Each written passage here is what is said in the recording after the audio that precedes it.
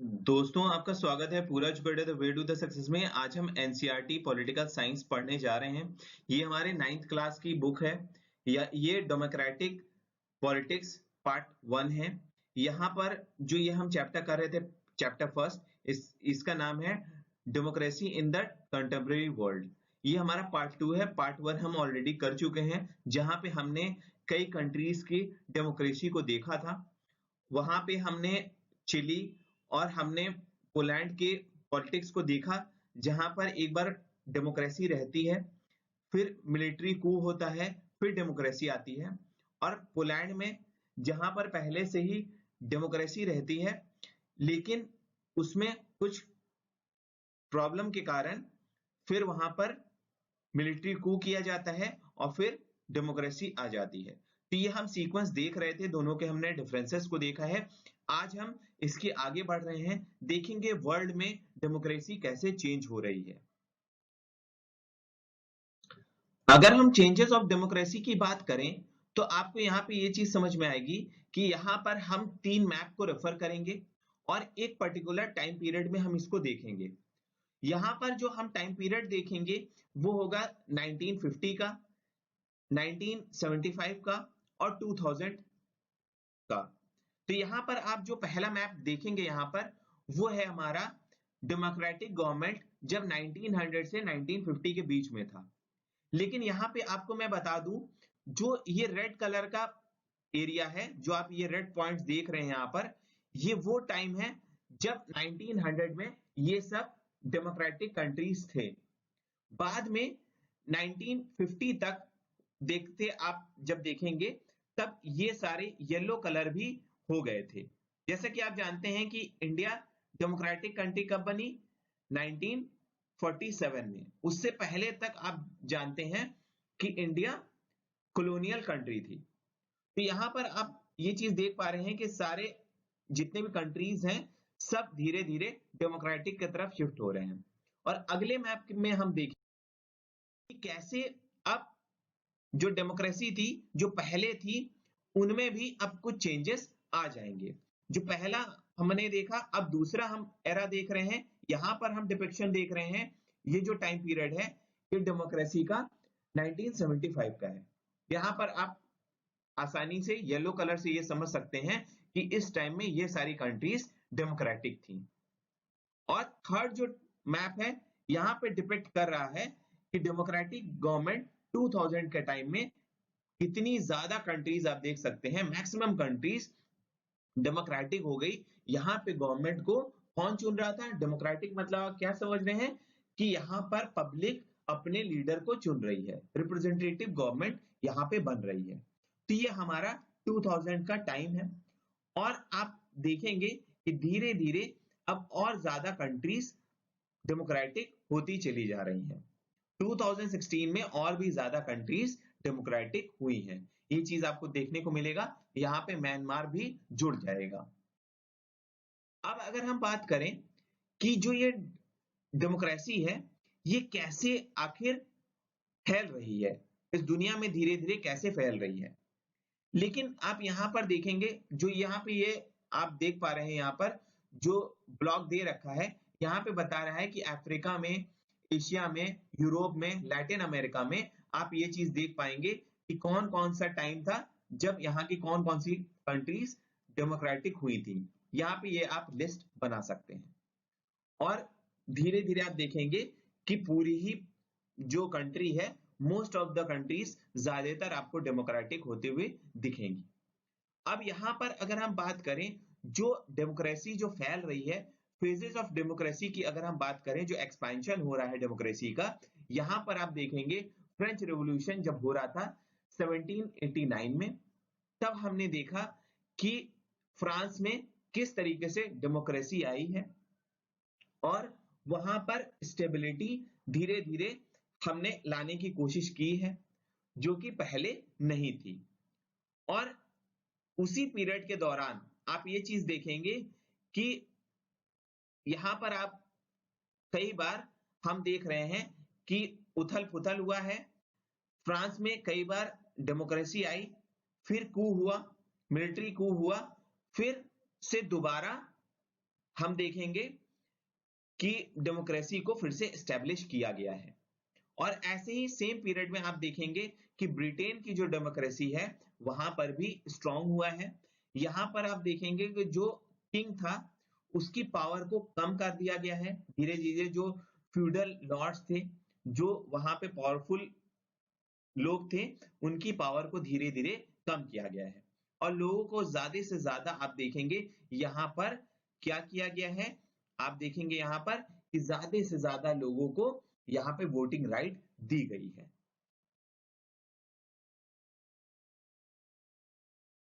यहां पर अगर हम बात करें कि ये जो वोटिंग राइट मिल रही थी वो किस तरीके से आखिर फैल रही है, वो हम चीजों को अब एनालिसिस करेंगे। यहां पर देखिए हम बात कर रहे हैं सेम पीरियड जब फ्रेंच रेवोल्यूशन हुआ और ब्रिटेन की जो कॉलोनीज थी, स्पेशली हम यहाँ पे अमेरिका की बात कर रहे हैं। अमेरिका में हम देखेंगे कि जितनी भी इंडिपेंडेंट वहां पे कंट्रीज थी जो हो गई बाद में जाके, वो 1776 तक आप देखेंगे ज्यादा से ज्यादा कंट्रीज इंडिपेंडेंट हो गई। और वो फिर बाद में जुड़कर उन्होंने यूएसए का फॉर्म किया, यूनाइटेड स्टेट्स ऑफ अमेरिका का स्टैब्लिशमेंट हुआ। और 1787 में आप देखेंगे कि किस तरीके से कॉन्स्टिट्यूशन आया। और फिर जैसे ही कॉन्स्टिट्यूशन आया, कॉन्स्टिट्यूशन के आते ही लोगों ने ये सोचा कि अब हमारे पास वोटिंग राइट भी हो जानी चाहिए। और वोटिंग राइट मतलब आप क्या समझ रहे हैं कि एडल्ट फ्रेंचाइज की यहां पर बात की जा रही है। एडल्ट फ्रेंचाइज की अगर हम बात करें तो एडल्ट फ्रेंचाइज क्या है, जहां पर यूनिवर्सल सारे एडल्ट जितने भी एडल्ट हैं वो एक टाइम उन्होंने एक एज फिक्स किया जहां पर सारे लोग चाहे वो काले हों, क्योंकि अमेरिका में आप जानते हैं काले लोग भी हैं गोरे भी हैं, उनको चाहे वो अमीर हो गरीब हो आदमी हो औरत हो, उनको सबको पावर दी जाएगी कि वो वोट दे सके। और ऐसे ही कंडीशन को हम क्या बोलते हैं, यूनिवर्सल एडल्ट फ्रेंचाइज बोलते हैं, या हम कह सकते हैं यूनिवर्सल सफरेज भी बोलते हैं। और यहां पर अगर हम देखें, पहले अगर हम बात करें तो जो ब्लैक थे यूएसए में उनको वोटिंग राइट नहीं मिली थी। लेकिन ये जो वोटिंग राइट है पूरी तरीके से लागू हुई 1965 में। और अगर हम पूरे वर्ल्ड की बात करें, वर्ल्ड में अगर आप कंपैरिजन करेंगे तो सबसे पहले 1893 में न्यूजीलैंड में यूनिवर्सल एडल्ट फ्रेंचाइज आया। आप यहां पे सबसे पहले यहां पर देखेंगे कि सबको इक्वली ट्रीट किया जाता था और सबको वहां पर वोटिंग पावर दी गई। और अगर हम लास्ट में देखें तो 1994 में साउथ अफ्रीका में वोटिंग राइट दी गई है। और यहाँ पे कुछ देखिए इंपॉर्टेंट जो कंट्रीज हैं जहां पे क्वेश्चन पूछे जा सकते हैं, जैसे ब्रिटेन है, ब्रिटेन में 1928 में हुआ, इंडिया में 1950 में हुआ और यूएसए में 1965 में हुआ। ये हम जनरली देखिए ये क्वेश्चन यहां से डायरेक्टली पूछे जा सकते हैं। अब यहां पर अगर हमने ये एडल्ट फ्रेंचाइज समझ लिया है तो अब हम अगर देखें जो ये कॉलोनियल पावर्स थे ये धीरे धीरे कैसे खत्म हुए। अब अगर हम बात करें कि कॉलोनियल पावर जो धीरे धीरे खत्म हुए हैं वो आखिर कैसे हुए, तो हमने देखा एशिया में अगर हम फोकस करें तो एशिया में आप जानते हैं हमारे इंडिया में क्या क्या चीजें हुई हैं। यहाँ पे बहुत सारा फ्रीडम स्ट्रगल हुआ, तब हमने अंग्रेजों को यहां से भगाया। ऐसे ही सारी कंट्रीज में चाहे चाइना हो या और भी कंट्रीज हो, यहाँ पे हमने ये चीजें की हैं। यूएसए तक में हमने ये चीजें देखी हैं कि कैसे हमने कॉलोनियल जो पावर थी उसको हमने पूरी तरीके से खत्म किया और भगाया। यहाँ पे स्पेशली हम बात कर रहे हैं अफ्रीका की, और अफ्रीका में भी हम वेस्ट अफ्रीका की बात कर रहे हैं। यहाँ पे एक कंट्री है घाना। घाना में क्या था, ब्रिटिश कॉलोनीज थी जिनको हम क्या कहते थे, घाना को ही हम क्या कहते थे उस समय, गोल्ड कोस्ट कहते थे। यहाँ पे गोल्ड बहुत बहुतायत में था, बहुत ज्यादा था। और यहाँ पर इसलिए यहाँ पे अंग्रेजों ने अपनी कॉलोनी बैठाई और यहाँ से बहुत ज्यादा एक्सट्रैक्शन किया और बहुत ज्यादा लॉस हुआ वेस्ट अफ्रीकन कंट्रीज में, जैसे कि घाना में हमने देखा। और फिर उसके बाद इन्होंने काफी स्ट्रगल किया और 1957 में इन्होंने इंडिपेंडेंस पा ली।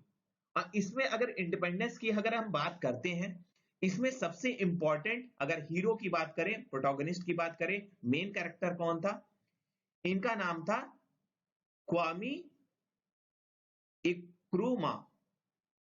ठीक है, इनक्रोमा, क्वामी इनक्रोमा। ये कौन थे, इनकी अगर हम बात करें तो ये प्रोफेशनली ये टीचर थे और इन्होंने काफी ज्यादा स्ट्रगल में पार्ट लिया। और आप देखेंगे बाद में जाकर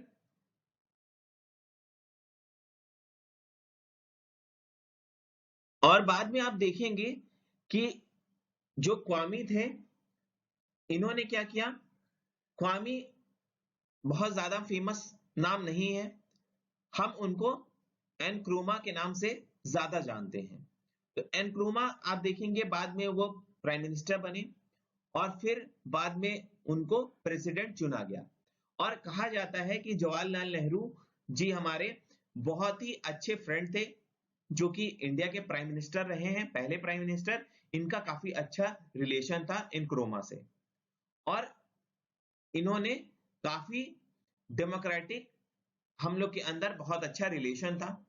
और आप देखेंगे कि ये प्राइम मिनिस्टर प्रेसिडेंट बने, लेकिन 1966 में इनको फिर पावर से हटा दिया गया।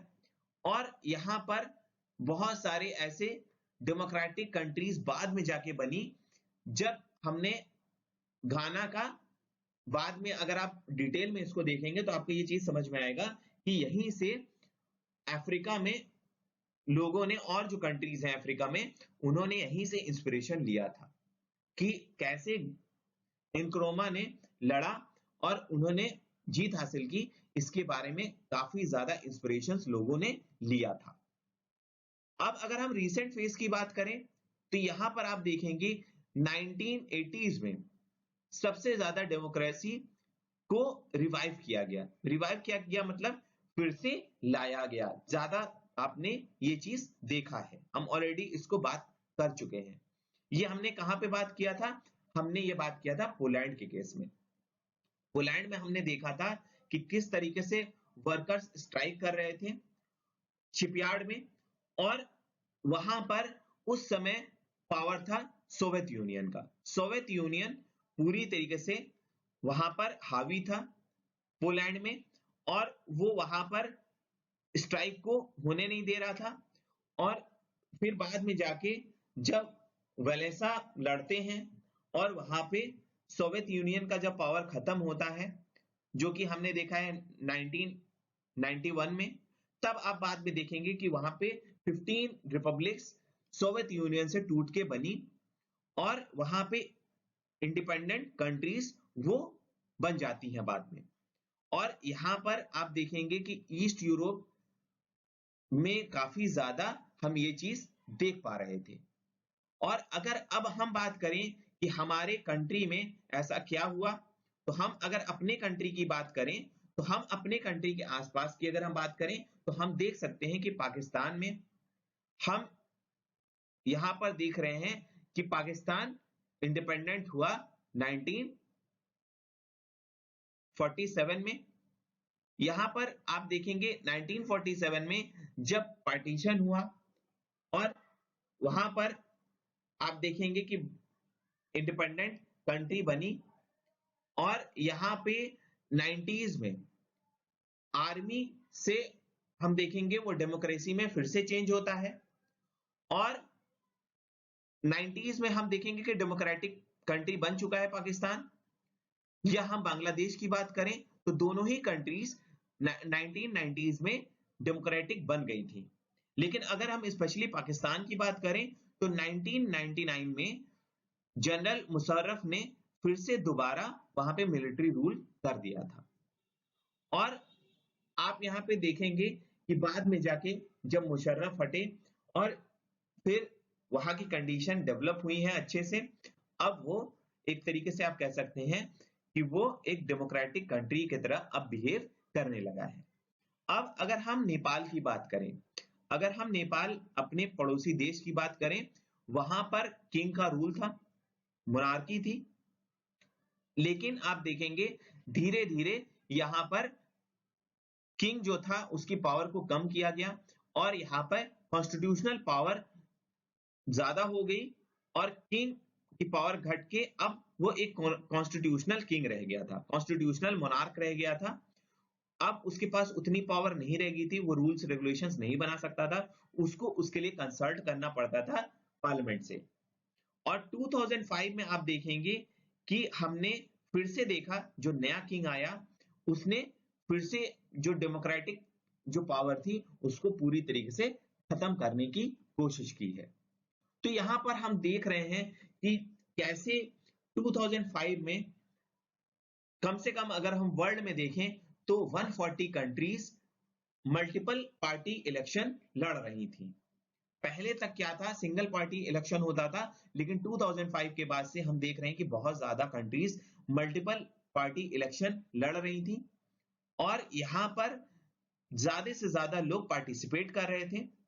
और हम यहां पर देखेंगे कि 80 कंट्री से भी ज्यादा लोग डेमोक्रेटिक हो चुके थे 1980s तक। तो ये चीजें हम यहां पर देख पा रहे हैं कि किस तरीके से यहां पर हम ये चीज देख पा रहे हैं कि किस तरीके से हम चेंज कर रहे हैं। और यहां पर फिर बाद में जाके 1992 में यहां पे फिर मेमोरियल भी बनाया गया घाना के प्रेसिडेंट का। उनका नाम अभी मैंने आपको बताया है, आप बताएंगे कि उनका नाम क्या है। यहां पर लिखा भी हुआ है, आप देख के बताइए। अभी हमने देखा कि 1980s में बहुत सारी कंट्रीज इंडिपेंडेंट हो गई और वो डेमोक्रेटिक बन गई, लेकिन इसमें कुछ एक्सेप्शंस भी हैं।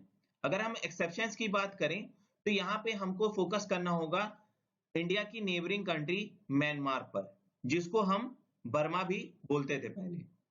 यहाँ पर कॉलोनियल रूल था और ये इंडिपेंडेंस पा गया था 1948 में, लेकिन ये डेमोक्रेसी को एंड कर दिया गया 1962 में, जब मिलिट्री कू हुआ यहाँ पे आर्मी बहुत हावी हो गई और उसने पावर को हटा दिया। और यहां पर आप देखेंगे कि 30 साल के बाद फिर एक पार्टी का गठन होता है। यहां पर एक पार्टी बनती है जिसका नाम है नेशनल लीग फॉर डेमोक्रेसी। इसको लीड कर रही हैं आंग सांग सू की।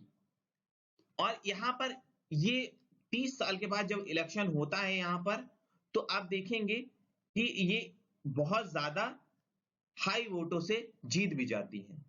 लेकिन यहां पे एक दुखद क्या है, आपको एक ये समझ में आएगा कि ये सू की जीत तो जाती है, लेकिन यहां पर मिलिट्री फिर से उनको क्या करती है, जबरदस्ती उनको हटा देती है, उनको पॉलिटिकल लीडर नहीं मानती है और उनको हाउस अरेस्ट में रख देती है।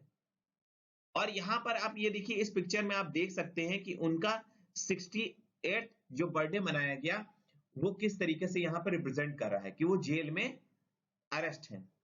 और यहां पर उन्होंने काफी ज्यादा लोगों के इंस्पायर किया और कहा कि ये जो समय चल रहा है ये आप देखेंगे बहुत जल्द जो ट्रू मीनिंग है डेमोक्रेसी का वो हमारी वर्ल्ड कम्युनिटी समझेगी। और यहां पर उनको नोबेल प्राइज भी मिला और आप ये देखेंगे कि बाद में जाके वो जीतती भी हैं। यहां पर ये सारी चीजें देखिए, ये चीजें आपको क्लियर होनी चाहिए, क्योंकि अगर ये क्लियर होगा तभी आप ट्रू डेमोक्रेसी आप समझ पाएंगे कि क्या कंडीशन होगी डेमोक्रेसी में। यहां पे अगर हम बात करें, अब देखिए यहां पर हमने समझा कि डेमोक्रेसी किस तरीके से फैल रहा है और कई जगह पे हमने देखा कि डेमोक्रेसी नहीं फॉलो हो रहा है। तो यहाँ पे फॉलो नहीं हो रहा है, इसका कारण क्या है? क्योंकि यहाँ पे वर्ल्ड डेमोक्रेसी, हम कह रहे हैं बार बार कि वर्ल्ड में डेमोक्रेसी फैल रही है, तो क्या वर्ल्ड में डेमोक्रेसी सही में फैल रही है?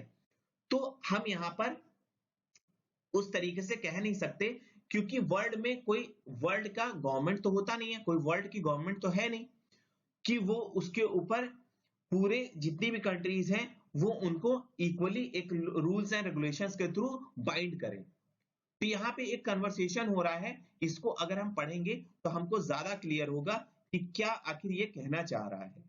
यहाँ पर देखिए मिस्टर सिंह है, टीचर है, ये डिस्कशन कराते हैं डेमोक्रेसी के ऊपर। यहाँ पे फरीदा है, फरीदा कहती है we have learn that democracy have been expanding to more and more regions and countries all over the world. यहाँ पे फरीदा कह रही है कि हम ये चीज जानते हैं कि पूरे वर्ल्ड में तेजी से डेमोक्रेसी फैल रही है। तभी राकेश कह रहा है, राजेश कह रहा है कि यहां पर yes we live in a better world than before, it seems we are moving towards world democracy. अब देखिए ये जो शब्द आया है वर्ल्ड डेमोक्रेसी, हमको यही चीज क्लियर करनी है। यहाँ पे राजेश कह रहा है कि हम सही कह रही हो फरीदा, हम लगता है कि वर्ल्ड डेमोक्रेसी की तरफ बढ़ रहे हैं। तभी सुष्मिता कहती है यहां पर, ये देखिए world democracy, how can you say that? I saw the television program that showed how the America invaded Iraq without any jurisdiction.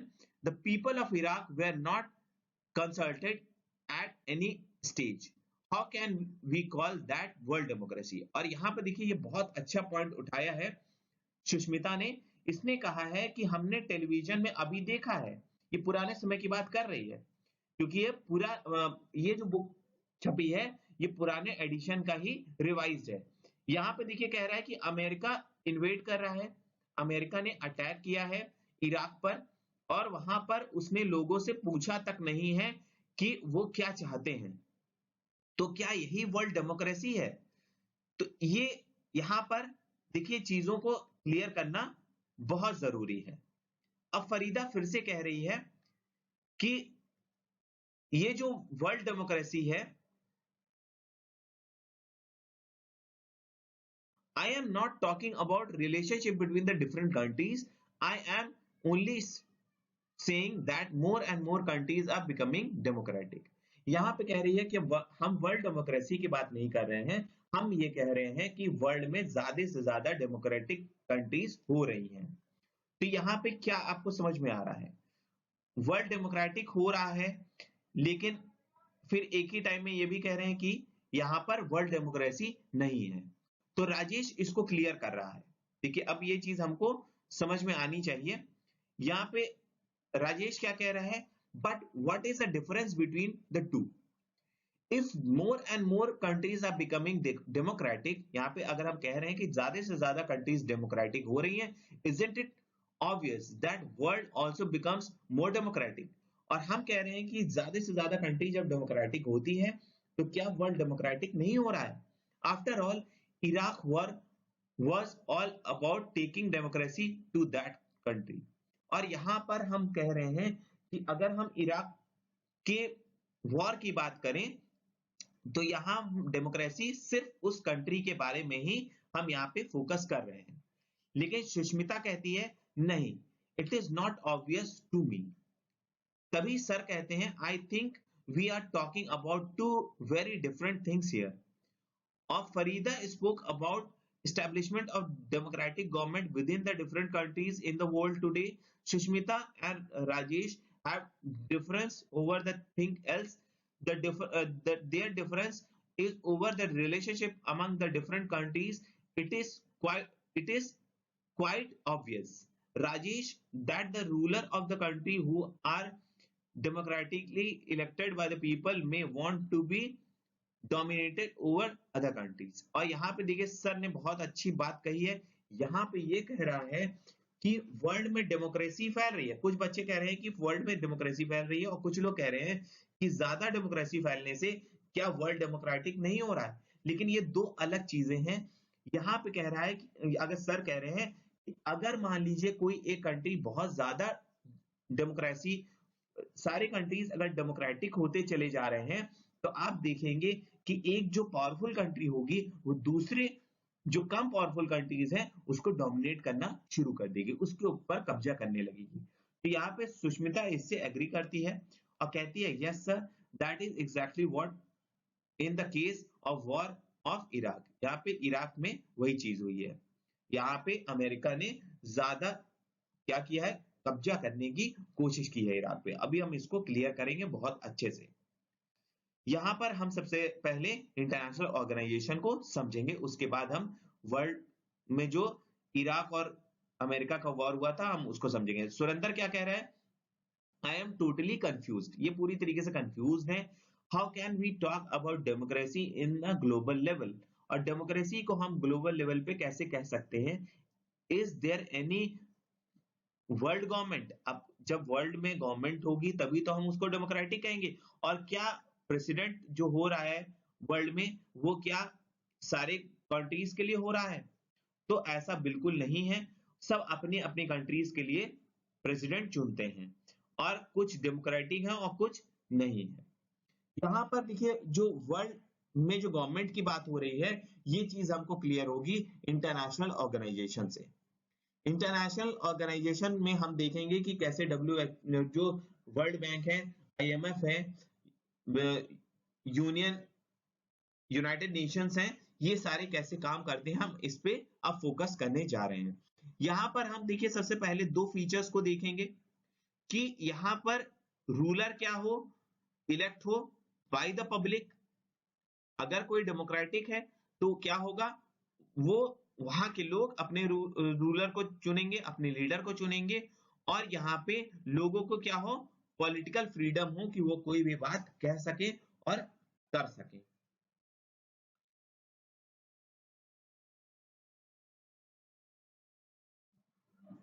अभी जो हमने डिस्कशन किया है हमको ये चीज क्लियर हो गई है कि हमको वर्ल्ड के लिए एक गवर्नमेंट चाहिए, और ये काम करता है यूनाइटेड नेशंस।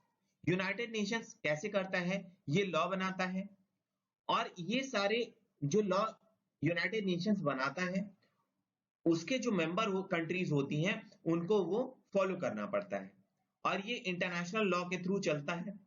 और सिक्योरिटी ये मेंटेन करता है यूनाइटेड नेशंस, और इकोनॉमिक डेवलपमेंट पे भी ध्यान देता है वर्ल्ड के। मान लीजिए इकोनॉमिक कंडीशन अगर खराब हो रही है तो यूएन वहां पर हेल्प करता है। अगर मान लीजिए दो कंट्रीज के बीच में अगर कोई डिस्प्यूट हो गया है, कोई झगड़ा हो गया है, तो वहां पर क्या यूएन खुद ही चला जाएगा सॉल्व करने, तो ऐसा नहीं होता है। उसके सिक्योरिटी काउंसिल्स वहां पे काम करते हैं, वो मेंटेन करते हैं कि कंट्री में पीस हो और सिक्योरिटी देखी जाए दोनों कंट्रीज की। और यहां पर आप देखेंगे जब भी पैसे की जरूरत होगी किसी भी डेवलपिंग नेशन के लिए या डेवलप नेशन के लिए, कोई भी कंट्री जो भी मेंबर है यूनाइटेड नेशंस की, वो डायरेक्टली क्या कर सकते हैं, वर्ल्ड बैंक से पैसा ले सकते हैं कुछ रेट ऑफ इंटरेस्ट पर। और यहां पर आप देखेंगे जब भी इंटरनेशनल मॉनेटरी फंड पैसा देता है तो काफी चीजों को देखा जाता है, चाहे हम वर्ल्ड बैंक की बात करें चाहे आईएमएफ की बात करें। वर्ल्ड का कंडीशन, उस कंट्री का कंडीशन क्या होना चाहिए कि वो कंट्री जो टैक्स पे करेगी वो प्रॉपरली वो पे करे और कोई उसमें प्रॉब्लम ना क्रिएट हो। अब यहां पर आप ये चीज देखेंगे कि जब भी ये लोग पैसा देते हैं तो ये लोग डॉक्यूमेंट को वेरीफाई करते हैं कि वो कौन कौन से चीजें देखेंगे, और उस गवर्नमेंट को वो कहते हैं कि उनकी अगर उनको जरूरत लगती है लोन देने की वर्ल्ड बैंक को, तो वहां पर वो कहता है कि वो कंट्री अपने इकोनॉमिक पॉलिसीज में कुछ चेंजेस लाए और अपने अकाउंट्स को मेंटेन करें। ये चीज हम यहाँ पर देख पा रहे हैं। और ये जो डिसीजंस हम देख रहे हैं डेमोक्रेटिक ऑर्गेनाइजेशंस की, ये जो हम यहाँ पे डिस्कस कर रहे हैं यूनाइटेड नेशंस में, हम यहाँ पर ये चीज देख रहे हैं कि क्या ये डेमोक्रेटिक है या नहीं है ये ऑर्गेनाइजेशन। तो यहाँ पर आप देखेंगे कि जो भी यहाँ पे कंट्रीज हैं उनको इक्वली ट्रीट किया जाता है, सारे डिसीजंस साथ में लेके किया जाता है। और यहाँ पर अगर हम 2012 की बात करें, 2012 के हिसाब से अगर हम बात करें तो यहाँ पर अब पहले यहाँ पे इस बुक में आपके 192 देखे दिए हुए मेंबर, एक और बढ़ चुका है 193 हो चुका है। और यहाँ के लिए जनरल असेंबली है जैसे पार्लियामेंट होता है उसी तरीके से ये काम करती है। यहाँ पे मेंबर चुने जाते हैं और यहाँ पे प्रेसिडेंट जो होता है वो टाइम टू टाइम अपनी सीट को सर्कुलेट करता रहता है और यहाँ पे लोग ही वोट करके जो असेंबली का सेक्रेटरी होता है उसको चुनते हैं। यहाँ पर हम देख रहे हैं कि जो ये सिक्योरिटी काउंसिल है जहां पे हमने बात की है पावर मेंटेनेंस की, यहाँ पर 15 मेंबर सिक्योरिटी काउंसिल्स हैं। यहाँ पे अगर हम 5 मेंबर की बात करें तो ये 5 परमानेंट मेंबर्स हैं जिनको विटो पावर दिया हुआ है। विटो पावर मतलब अगर मान लीजिए ये 5 कंट्रीज अगर किसी चीज से एग्री नहीं करती हैं तो वहां पे वो पॉलिसी वहीं पे खत्म हो जाएगी। उनमें यूनाइटेड नेशंस है, रशिया है, यूके है, फ्रांस है, चाइना है। ये 5 कंट्रीज हैं जो कि हमेशा आप देखेंगे कि वो किसी न किसी पॉइंट पर वो वीटो पावर का इस्तेमाल करती हैं। यहाँ पे चाइना भी बहुत ज्यादा इस्तेमाल करती है। जब इंडिया की बात हुई थी तो उसने यहाँ पर वीटो पावर का इस्तेमाल कर लिया था। हम यहाँ पर देखते हैं कि कई बार हमने परमानेंट मेंबर बनने की कोशिश की लेकिन हम वहां पे सक्सेसफुल नहीं रह पाए सिक्योरिटी काउंसिल में। और ये चीजें हम यहाँ पर देख पा रहे हैं कि ये जो परमानेंट मेंबर हैं इनको कुछ ज्यादा ही पावर दी हुई है और जो रेस्ट कंट्रीज हैं वो यूएन पे पूरी तरीके से डिपेंड रहती हैं कि अगर ये 5 कंट्रीज कहेंगी तभी इन पे कुछ हो सकता है। और यहाँ पर जो ये इनके अलावा जो हम 10 मेंबर और इलेक्ट करते हैं ये सिक्योरिटी काउंसिल के, इनका 2 साल का टेन्योर होता है। जो परमानेंट मेंबर है वो तो परमानेंट रहते हैं, इनके कंट्री से रिप्रेजेंटेटिव्स होते हैं, लेकिन 15 में से सिक्योरिटी काउंसिल में जो 10 और होते हैं इनका टर्म फिक्स होता है। इनका टर्म 2 इयर्स का होता है। कितने साल का होता है? इनका 2 इयर्स का होता है और उसके बाद फिर से इलेक्शन यहाँ पर पार्टिसिपेट लोगों को करना पड़ता है। यहाँ पर आप देखेंगे कि जो मॉनेटरी फंड है, मॉनेटरी फंड में भी हम यहाँ पर देख पाएंगे कि यहाँ पे मेंबर 189 है। यहाँ पर 189 12 अप्रैल 2016 के हिसाब से है। यहाँ पर लेकिन वोटिंग की जो पावर होती है वो पैसे के हिसाब से होती है। यहाँ पर 7 जो मेंबर हैं इनको ज्यादा पावर दी गई है, जैसे कि यूएसए है, जापान है, फ्रांस है, यूके है, इटली है, कनाडा है और जर्मनी है। इनको एक्स्ट्रा पावर दी गई है क्योंकि आप ये देखेंगे 40% जो पैसा आता है आईएमएफ में ये यही कंट्रीज देती हैं और जो रिमेनिंग जो कंट्रीज हैं, जो 182 कंट्रीज हैं, उनकी पावर कम होती है। वो उतना इनके काम में इंटरप्ट नहीं कर सकते हैं। और यहां पर आप देखेंगे हमेशा जो इसका प्रेसिडेंट चुना जाएगा वर्ल्ड बैंक का, यहां पर आप देखेंगे वर्ल्ड बैंक में सीधे सीधे जो प्रेसिडेंट होगा, जो भी प्रेसिडेंट चुना जाएगा वर्ल्ड बैंक का, यहां पर वो यूएसए का ही चुना जाता है, जो भी फाइनेंस मिनिस्टर होता है वहां का, जो कि हम ट्रेजरी सेक्रेटरी कहते हैं। तो यहां पर देखिए दोनों जो हमने अभी ऑर्गेनाइजेशन की बात की है वहां पे पावर को उस तरीके से, जिस तरीके से होना चाहिए उस तरीके से हम नहीं देख पा रहे हैं। और यहां पर आप देखेंगे कि जो ये पावर का डिस्ट्रीब्यूशन है, जो इंटायर पार्लियामेंट का काम होना चाहिए वो उस तरीके से नहीं हो रहा है वर्ल्ड जो गवर्नमेंट हम जो कह रहे हैं यहाँ इन दोनों ऑर्गेनाइजेशंस में।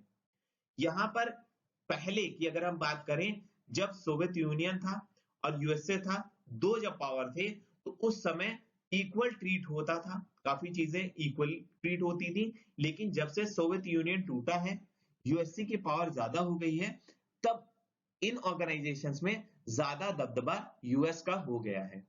और यहां पर अब उस तरीके से जिस तरीके से होना चाहिए कंट्रीज का काम या बिजनेसेस जैसे कंपनीज करनी चाहिए, वो उस तरीके से नहीं हो पा रही हैं। यहां पर अगर हम देखें कि ये क्या डेमोक्रेसी जो जिस तरीके से फैल रही है उसको क्या प्रमोट करना चाहिए, तो यूएसए हमेशा ही प्रमोट करता है डेमोक्रेसी को, हमेशा कहता है, क्योंकि वो ज्यादा पावरफुल है, वो कहता है कि डेमोक्रेसी को प्रमोट करना चाहिए। लेकिन ऐसा देखिए पॉसिबल नहीं है, ये ठीक भी नहीं है कि हम डेमोक्रेसी को ही प्रमोट करना शुरू कर दें। और अगर हम एक केस स्टडी की बात करें डेमोक्रेसी को प्रमोट करने की, यहाँ पर हम जानते हैं कि वेस्ट एशिया में इराक कंट्री है, ये एक डेमोक्रेटिक कंट्री थी और ये 1932 में ही इंडिपेंडेंट हो गई थी। यहाँ पे कई सारे मिलिट्री कू हुए हैं, आर्मी ने कई बार गवर्नमेंट को हटाने की कोशिश की, लेकिन 1968 में अरब सोशलिस्ट बाथ पार्टी बनी, जिसके लीडर थे सद्दाम हुसैन। यहाँ पे प्रोटोगनिस्ट कौन हो गए इस स्टोरी के? सद्दाम हुसैन हो गए, और ये 1979 में वहां के प्रेसिडेंट भी बने। और वो सही से काम कर रहे थे, वो लोगों के लिए सोचते थे, लेकिन उन्होंने क्या किया, जो अपोजिट जो गवर्नमेंट थी, जो अपोजिशन में गवर्नमेंट थे, उनको उन्होंने बहुत बुरी तरीके से क्या किया, किल किया। पूरे लोगों को उन्होंने बुरी तरीके से मारा, खत्म कर दिया, और जो माइनॉरिटी सेक्शन था उनको उन्होंने मारा। और ये जो चीजें थी, ये उस समय बहुत ज्यादा डिक्टेटरशिप ला रही थी उनके अंदर, क्योंकि वो प्रेसिडेंट हो चुके थे। और इसके ही कारण यूएस और ब्रिटेन जो कि उसका एलाई था, वो कहने लगे कि जरूर इराक के पास सीक्रेट न्यूक्लियर वेपन है, वो इसलिए इस तरीके से डिस्ट्रॉय करने की कोशिश कर रहा है अपने लोगों को भी, और इससे वर्ल्ड को बहुत ज्यादा थ्रेट है। लेकिन जो यूएन की सिक्योरिटी काउंसिल की टीम थी, वो इराक में गई और उसने खोजा, लेकिन वहां पर कुछ नहीं मिला। और यूएन ने कहा कि ऐसा कुछ भी नहीं है, लेकिन यूएसए नहीं माना और उसके एलाई लगातार इराक पे अटैक करते रहे। और 2003 में हम ये चीज देखते हैं कि सद्दाम हुसैन को मार दिया गया और उनकी सीट से उनको हटा दिया गया, और यूएसए ने फिर वहां पे इंटरिम गवर्नमेंट बनाई, खुद इलेक्शन लड़वाया और अपना जो प्रेफरेबल उनका कैंडिडेट था उसको जितवाया। और इसके लिए यूएन जो सिक्योरिटी काउंसिल था, जिसके Kofi Annan UN general secretary general थे, उन्होंने कहा कि जो ये यूएस का वॉर था इराक के अगेंस्ट, ये इलीगल था, ये बिल्कुल सही चीज नहीं थी जो अभी हुई है। यहां पर आप देख रहे हैं, देखिए हमने काफी डिस्कशंस किए हैं, यहां पे हमने जो इराक का इशू रेज किया है, यहाँ पे इससे रिलेटेड कुछ क्वेश्चंस हैं। यहाँ पर देखिए जो राइट वे क्या होना चाहिए डेमोक्रेसी को प्रमोट करने का। यहाँ पर हम राइट वे, हम किसी को अगर मान लीजिए वो सही से काम नहीं भी कर रहा है, तब भी हम उसके अगेंस्ट वॉर या इन्वेड नहीं कर सकते हैं, ये दिखाने के लिए कि डेमोक्रेसी दुनिया में फैले, जैसे कि इराक के केस में हुआ है। और हम यहाँ पे क्या हम एक्सटर्नल हेल्प कर सकते हैं सारे केसेस में? हर केसेस में हम ऐसा नहीं कर सकते हैं, क्योंकि आप देखते हैं कि सोसाइटी भी लड़ती है डेमोक्रेसी को पाने के लिए, अक्सर आप ये चीज देखते हैं। और एक्सटर्नल जो हम डेमोक्रेसी को पाने के लिए जो लड़ाई लड़ते हैं, वो हमेशा सपोर्ट नहीं करता है सिटीजन। सिटीजन को भी ये चीज लगती है कि अगर हम ऐसी चीजों में करेंगे, अल्टीमेटली प्रॉब्लम हम ही को होने वाली है। और जो आप यहाँ पे देखेंगे, जो ये एक्सटर्नली हम जो फोर्सेस जो डेमोक्रेसी को गिफ्ट कर रहे हैं किसी को, वो ट्रू स्पिरिट नहीं देगा। यहां पर देखिए ये क्वेश्चंस मैंने आपके लिए पुट किया है, यहाँ पे कुछ और क्वेश्चंस दे रखे हैं, इसको आप स्टडी करिएगा। मैंने खुद से आपको ये क्वेश्चंस पूछे हैं, इसको एक प्रॉपरली आप डिस्कस करिए।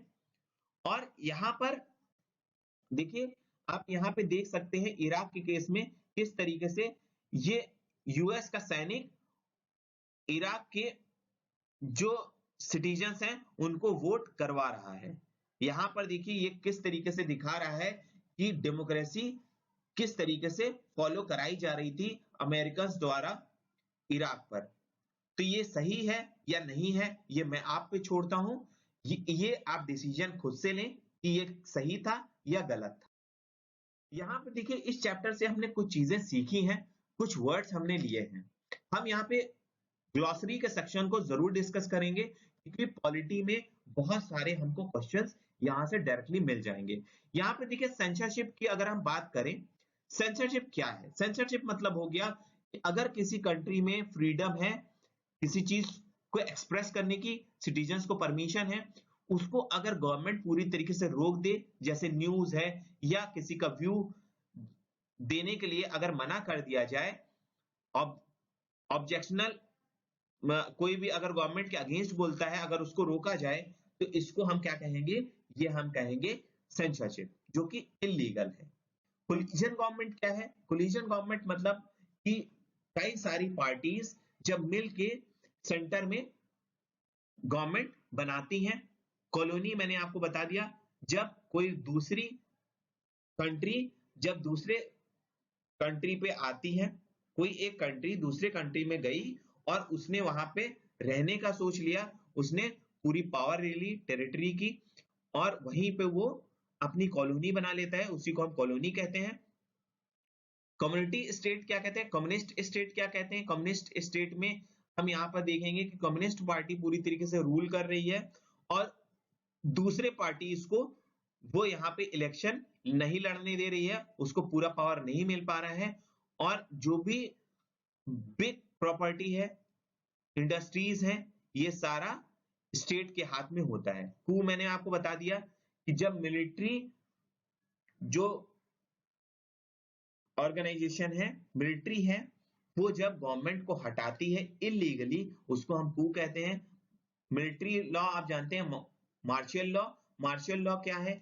ये लॉ जहां पे मिलिट्री को अथॉरिटी मिल जाती है कि वो नॉर्मल एडमिनिस्ट्रेशन पे वो अपना जस्टिस दे सके। पॉलिटिकल प्रिजनर क्या है? जब कभी गवर्नमेंट अपने अपोजिशन जो पार्टीज हैं उनको हाउस अरेस्ट कर ले, अगर वो ये शो करें कि वो नेशन के लिए हार्मफुल है, इसलिए उनको एग्जैजरेट किया जाए, फॉल्स केसेस बना के उनको अरेस्ट कर दिया जाए या डिटेंशन में उनको डाल दिया जाए बिना नॉर्मल लॉज के। एक्सटर्नल लॉज उनके ऊपर लगा दिए जाए, एक्सेप्शनल लॉज उनके ऊपर लगा दिया जाए, तो ये पॉलिटिकल प्रिजनर होता है। रेफरेंडम क्या चीज है? रेफरेंडम आप कह सकते हैं जब पूरी पब्लिक गवर्नमेंट के लिए या गवर्नमेंट के अगेंस्ट जब वोट करती है, जब कोई गवर्नमेंट प्रपोजल देती है कोई भी गवर्नमेंट पॉलिसी बनाने के लिए। स्ट्राइक आप जानते हैं, जब वर्कर्स या एम्प्लॉइज जब काम करने से पूरी तरीके से मना कर दें, क्योंकि उनके ग्रीवांसेस को वो जो उन्होंने डिमांड रखी है अपने ग्रीवांसेस के अगेंस्ट, वो उनको अगर नहीं मिल रहा है, तो वो पूरी तरीके से स्ट्राइक पे जा सकते हैं, प्रोड्यूस ना करें किसी भी चीज के। और कोई भी अच्छी डेमोक्रेटिक गवर्नमेंट कंट्री में ये राइट टू स्ट्राइक लीगल होता है। और यूनियन, अगर हम ट्रेड यूनियंस की बात करें, तो वर्कर्स जब अपना एसोसिएशंस बना लेते हैं और एम्प्लॉयमेंट के लिए वो इंप्रूवमेंट कंडीशंस रखते हैं, वो अपने जो उनके साथी एम्प्लॉय हैं उनकी कंडीशंस को इंप्रूव करने के लिए जब भी वो कहते हैं कि लॉ तैयार करना चाहिए, उसको वो ट्रेड यूनियंस के थ्रू फॉलो करवाते हैं। वीटो पावर मैंने आपको बता दिया कि वीटो में एक्सेप्शनल केस होता है। एक्सेप्शनल केसेस में क्या होता है कि कंट्रीज वोट करती हैं किसी भी लॉ को ना लागू करने के लिए। तो यहां पर देखिए कुछ एक्सेप्शनल जो पावर दी जाती है कुछ पार्टीज को, किसी पर्सन को या नेशन को, इसीलिए लैटिन में इसको कहा जाता है आई फॉरबिड। और ये अनलिमिटेड पावर्स होती हैं किसी भी डिसीजन को स्टॉप करने के लिए और उसको ना अडॉप्ट करने के लिए। यहां पर ये हमारा चैप्टर कंप्लीट हो गया है। अगर आपको ये पसंद आया हो तो सब्सक्राइब करें पूरे educator the way to the success को। सब्सक्राइब करिए, शेयर करिए और कमेंट करना मत भूला करिए अगर आप ऐसे ही लेक्चर चाहते हो तो। Thank you once again, will meet you very soon.